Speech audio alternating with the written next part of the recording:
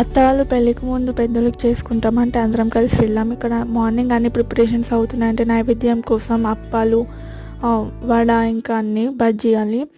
So మేము కూడా morning tiffin చేయడానికి ఉప్మా చేసుకున్నాం. తర్వాత నార్మల్గా పెరుగు నైవేద్యం పెట్టాం, పెరుగు ప్లస్ అన్నం.